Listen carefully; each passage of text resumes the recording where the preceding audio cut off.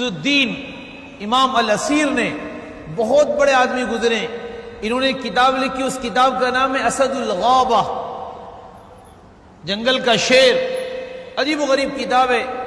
اس کتاب میں انہوں نے ایک واقعہ لکھا ہے، فرماتے ہیں کہ ایک صحابی تھے جو صحابہ میں معروف تھے سعد اسود کے نام سے، سعد ان کا نام تھا، اور صحابہ انہیں اسود بولا کرتے اس لیے کہ ان کا چہرہ کالا تھا۔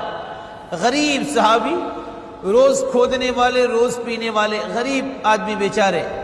لکھا ہوا ہے، امام اسیر فرماتے ہیں کہ یہ صحابہ کرام کے گھروں میں شادی کی جب ان کی عمر ہوئی، انہوں نے رشتے بھیجے، فلاں صحابی سے کہا کہ میں اپنی بیٹی دے دو، کسی سے کہا اپنی بہن مجھے دے دو، میں شادی کرنا چاہتا ہوں، لیکن صحابہ ان کو اگنور کرتے، نظر انداز کرتے، ان کے رشتے کو قبول نہیں کرتے۔ ایک مرتبہ جی ٹوٹ گیا، حضور کی مجلس میں حاضر ہوئے، فرمایا رسول اللہ، آپ کی خدمت میں حاضر ہونے والے اور آپ کے پاس بیٹھنے والے، آپ کی مجلس میں شریک ہونے والے ہر قسم کے لوگوں سے میں نے شادی کی درخواستیں کی ہے، مجھے کوئی پسند نہیں کرتا، نہ کوئی بہن دینے تیار، نہ کوئی بیٹی دینے تیار۔ یا رسول اللہ، میں شادی کرنا چاہتا ہوں، کیا اللہ اور اس کے رسول بھی مجھے پسند نہیں کرتے ہیں؟ انہوں نے یہ جملہ روتے ہوئے حضور سے فرمایا، مجھے کوئی پسند نہیں کرتا، کیا آپ بھی مجھے پسند نہیں کرتے؟ کہ اللہ بھی مجھے پسند نہیں کرتا؟ حضور نے فرمایا، اللہ کو مانتے ہو؟ کہ جی ہاں، اللہ کی ذات کا یقین ہے۔ کہ جی مجھے اللہ کا نبی مانتے ہو؟ کہ جی ہاں، آپ اللہ کے نبی ہیں، آپ پر قرآن کتاب حق نازل ہوئی ہے، جنت حق ہے، جہنم حق ہے۔ فرمایا اسد سن لو، سعد اسود سن لو، اللہ تم سے محبت کرتے ہیں، اللہ کے نبی تم سے محبت کرتے ہیں۔ پھر حضور صلی اللہ علیہ وسلم نے ان سے فرمایا اللہ اکبر۔ ایک صحابی ہے عمرو بن وہب ثقفی رضی اللہ تعالی عنہ، مالدار ترین صحابی، بڑا کاروبار، اور اللہ نے ان کو بے انتہا خوبصورت بیٹی دی تھی، حسین ترین بیٹی، اچھی فیملی سے تعلق، اچھی فیملی کو بلونگ کرنے والی۔ فرمایا جاؤ عمرو بن وہب سے کہو کہ میں نے ان کی بیٹی کا نکاح تم سے کر دیا، میں نے ان کی بیٹی کا نکاح تم سے کر دیا، جاؤ تمہاری امانت عمر بن وہب کے گھر میں رکھی گئے، انہیں اطلاع دو اور اپنی امانت اور اپنی بیٹی ان سے حاصل کر لو۔ یہ بڑے خوش ہوئے کہ جی میرا تو کام ہو گیا۔ روایت میں کہ کھڑے ہوئے اور دوڑے دوڑے عمرو بن وہب ثقفی کے گھر پر پہنچے، دروازہ بجایا، وہ کسی کاروبار کی مجلس میں بیٹھے ہوئے تھے۔ بھائی کون ہے؟ بولے عمر۔ بولے عمر کون ہے؟ دیکھو تو صحیح۔ دیکھیں سعد اسود ہے۔ بولے کیا چاہتے ہو؟ بولے میری امانت تمہارے گھر میں ہے اور حضور نے تمہاری بیٹی سے میرا نکاح کرا دیا ہے۔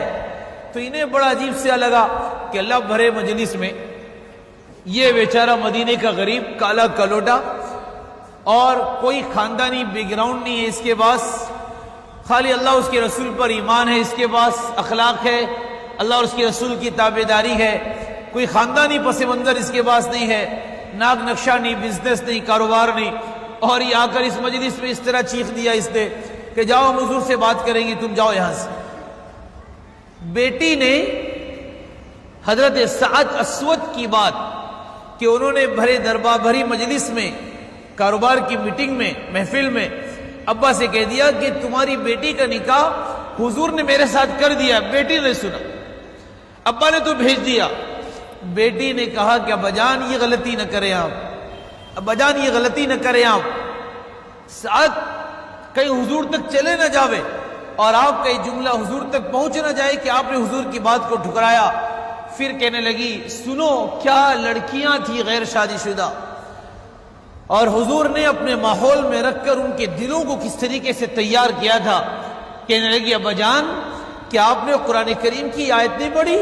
وَمَا كَانَ لِمُؤْمِنٍ وَلَا مُؤْمِنَةٍ إِذَا قَضَى اللَّهُ وَرَسُولُهُ أَمْرًا أَن يَكُونَ لَهُمُ الْخِيَرَةُ مِنْ أَمْرِهِمْ۔ ابا جان کیا آپ کو پتہ نہیں ہے قرآن کریم کی 22ویں پارے کی آیت ہے، کوئی ایمان والے مرد اور عورت کے لیے اس بات کی کوئی گنجائش نہیں، اذا قضى اللہ ورسولہ، اللہ اور اس کے رسول ان کے بارے میں کوئی فیصلہ کر دے، اللہ اور ان کے رسول ان کے بارے میں کوئی فیصلہ کر دے تو ان کو کوئی اختیار، کوئی گنجائش اللہ اور اس کے رسول کے فیصلے کے بعد باقی نہیں رہتی۔ جاؤ، اللہ کے نبی نے جو شوہر میرے لیے پسند کیا، بیٹی کہہ رہی ہے اللہ کے نبی نے جو شوہر میرے لیے پسند کیا، اور اللہ نے جو شوہر میرے لیے پسند کیا ابا جان بتاؤ آپ کیا میرے نبی سے اچھی پسند رکھتے ہو؟ میں میرے نبی کی پسند پر قربان ہوں اور میرے نبی کی پسند مجھے پسند ہے، ساتھ کہ میرے نبی تک نہ پہنچ جائے اور میرے نبی ناراض نہ ہو جائے اور کوئی حکم آپ کے خلاف اللہ کا نازل نہ ہو جاوے، آپ جاؤ سعد کو روکو۔ یہ فوراً کھڑے ہوئے عمرو بن وہب اور تیزی سے دوڑے اور جا کر اللہ کے نبی تک سعد پہنچ چکے تھے۔ فرمایا رسول اللہ میں معذرت چاہتا ہوں، مجھ سے غلطی ہو گئی، میں نے سوچا کہ شاید یہ اپنی طرف سے آ کر بول رہا ہوگا، بات سچ ہے غلط ہے، اس کے لیے میں نے تھوڑا سا پسو پیش کیا۔ اللہ کے نبی آپ کا حکم سر آنکھوں پر ہے، ہم اپنی بیٹی دینے کے لیے تیار ہے، آپ کی پسند ہماری ماں باپ کی پسند سے اچھی نہیں ہو سکتی۔ نکاح ہوا اپنی بیوی کو لے کر، لکھا ہے کہ اللہ کے نبی صلی اللہ علیہ وسلم نے فرمایا 7 پیسے ہیں مہر کو؟ کہ رسول اللہ میرے پاس کہاں ہے، میں تو غریب آدمی۔ صحابہ سے کہا اسے کچھ جمع کر کے دو، صحابہ نے جمع کر کے دیا، مہر ادا کیا، کچھ پیسے بچے تو بازار گئے۔ دیکھو کیا جذبہ اور کیا قوم اور کیا تربیت اور کیا ان کے دل منجے ہوئے، اور کیسے دنیا کی محبت سے فارغ، دنیا کے شوق سے فارغ، دنیا کی نعمتوں سے فارغ، ان کے دل کیسے صاف، اور دنیا کا کتنا ہلکا پن اور آخرت اللہ اور اس کے رسول کی عزت کا کیسا پیارا جذبہ۔ پیسے بچے، اللہ کے نبی فرمایا جاؤ بازار سے کچھ گھر کے ضروری سامان خرید لو، اور بھی اپنی بیوی کو لے کر جیسے بازار پہنچے تو روایت میں ہے کہ اللہ کے راستے میں جانے کا اعلان سنا، انفروا خفافا وثقالا۔ اللہ کے نبی نے کسی مسلمان کو بھیجا تھا بازار میں اور کہا بازار میں موجود تمام مسلمانوں سے جا کر کہو کہ مدینہ چھوڑنا ہے، بیوی چھوڑنی ہے، بچے چھوڑنے ہیں، کاروبار چھوڑنا ہے، اللہ کے دین کے زندہ کرنے کے لیے مدینے کی گلیوں سے باہر نکلنا ہے، اور جان و مال کے سودے اللہ اور اس کے رسول کے نام پر قربان کرنے کے، ہلکے ہو بھاری ہو، مشغول ہو فارغ ہو، صحت مند ہو بیمار ہو، جو ہو جہاں ہو جدھر ہو، انفروا خفافا وثقالا کا ترجمہ کر رہا ہوں میں، سب نکلو اللہ کے راستے میں۔ اور جب یہ آواز اللہ کے نبی کے منادی کی حضرت سعد اسود کے کان میں پڑی تو لکھا ہے روایت میں کہ بیوی سے کہا کہ دیکھو اب ہم ان پیسوں سے برتن نہیں خریدیں گے، کپڑے نہیں خریدیں گے، گدا پلنگ چیزیں نہیں خریدیں گے، ہم ان پیسوں سے ہم اللہ کے راستے میں جانے کے لیے سامان، تلوار، ہتھیار خریدیں گے۔ بیوی تو پہلے سے منجی ہوئی تھی، کہنے لگی جی سر تسلیم خم ہو جو مزاج یار میں آئے، ہماری بھی پسند یہ ہے۔ اللہ جب میدان حشر میں یہ اعلان کرے نا، او غازیوں کی بیویوں کھڑے ہو جاؤ اور شہداء کی بیویاں کھڑی ہو جاؤ، تو اللہ شہیدوں کی بیویوں کے اعلان پر ہم سعادت مندوں کو اللہ کھڑے ہونے کا اللہ موقع دے دے، میں بھی کھڑے ہو جاؤں۔ بیوی نے شوہر کے ساتھ اللہ کے راستے میں جانے کے سامان کو خرید کر شوہر کے حوالے کیا، اور شوہر نے کہا زندگی رہے گی تو ملاقات کریں گے، اور اگر زندگی نہیں رہی تو جنت میں ہم دونوں کو ایک دوسرے سے کوئی جدا نہیں کر سکتا۔ یہ سعد اسود کیا جذبہ، کیا ارادہ، کیا شوق، کیا ملا، کب ملا، کیسے ملا، اور یہاں یہ اعلان سنا کہ اللہ کو ضرورت ہے میری جوانی کی، اور اللہ کو ضرورت ہے میری صحت کی، اور اللہ کو ضرورت ہے میرے جان و مال وقت کی۔ پھر یہ نہیں دیکھا کہ کب ملا، کیا ملا، اور بیوی سے درخواست کی، بیوی نے اجازت دی، اللہ کے راستے میں جانے کے سامان خریدے، اللہ کے راستے میں نکلے۔ روایت میں ہے اسد الغابہ میں ہے کہ شہید ہوئے، جسم کے ٹکڑے ہوئے، خون کے پھوارے نکلے، اور پھر دھڑم سے گرے اور ہمیشہ کے لیے خاموش ہو گئے۔ صحابہ فرماتے ہیں اللہ کے نبی نے سعد کے سر کو اٹھایا اور ان کے شہید ہونے کے بعد اپنے گود میں رکھا، اور گود میں رکھنے کے بعد اللہ کے رسول سعد کے سر پر ہاتھ پھیر رہے تھے۔ کیا سعادت مند لوگ ہیں، ان کے سر پر ہاتھ پھیر رہے تھے۔ ہاتھ پھیرتے ہوئے حضور کی آنکھوں سے آنسو آئے، پہلے روئے، پھر سعد کو دیکھ کر ہنسنے لگے، پھر سعد کو دیکھتے کہ اچانک یوں چہرے کو پھیرا۔ صحابہ نے پوچھا روئے کیوں، ہنسے کیوں، چہرے کو کیوں پھیرا؟ تو حضور نے فرمایا سنو، کیا جوانی قیمتی بنا گئے، اور کیا آخرت کو سجا گئے، اور کیا دنیا کو کیوں ٹھکرایا، اور دنیا کی چاہتوں شوق کو ٹھکرایا، حلال جذبوں کو قربان کیا۔ فرمایا میں رویا، حضور نے کہا میں رویا، شوقاً الی سعدی، سعد کے شوق اور جذبے کو دیکھ کر میں رو پڑا کہ کیا چھوڑا اس نے، میں نے کہا تھا، میرے چاہنے سے ہوا تھا، لیکن اللہ کا دین جب درمیان میں آیا تو اس نے اسے بھی قربان کیا. پھر فرمایا میں ہنسا, فرمایا وَأَمَّا ضِحْكِي, اور میں ہنسا کیوں؟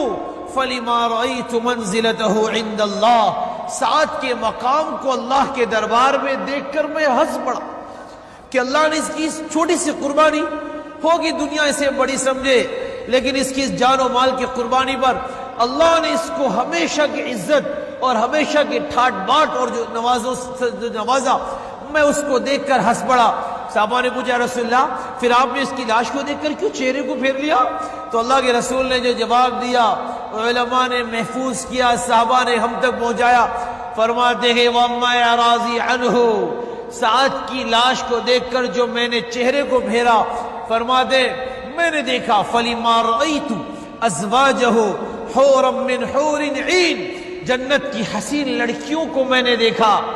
يَتَبَادَرْنَ کاشفات سوقہن وبادیات سلاسینہن, وہ یہ الفاظ تو اپنی بیویوں کو سنانے کے ہیں. میرے نبی فرما رہے ہیں یتبادرن کاشفات سوقہن, میں نے دیکھا کہ وہ حور عین اتنی تیزی سے سعد کی طرف دوڑ رہی ہیں کہ ان کی پنڈلیوں کے کپڑے اٹھ رہے ہیں, ان کی پنڈلیوں کے کپڑے اٹھ رہے ہیں, اور وہ حسیناؤں کی پنڈلیاں مجھے نظر آنے لگی, اور وہ لڑکیاں اپنے پیروں میں جو کنگن پہنی ہیں وہ مجھے نظر آنے لگی. اللہ کے نبی فرما رہے ہیں اعرضت عنہن حیاء, میں نے مارے شرم کے ان لڑکیوں سے چہرے کو پھیرا کہ میں انہیں کیوں نہ دیکھوں, وہ سعد کی بیویاں ہے. پھر روتے ہوئے فرمایا بلغوا زوجۃ سعد ان اللہ زوج سعد اجمل منکی وحسن, جاؤ جاؤ اور سعد کی منکوحہ بیوی سے کہہ دو کہ اللہ نے اب تیرے سے زیادہ حسیناؤں کے ساتھ میرے امتی اور اپنے بندے سعد کا نکاح کرا دیا. او کما قال النبی صلی اللہ علیہ وسلم.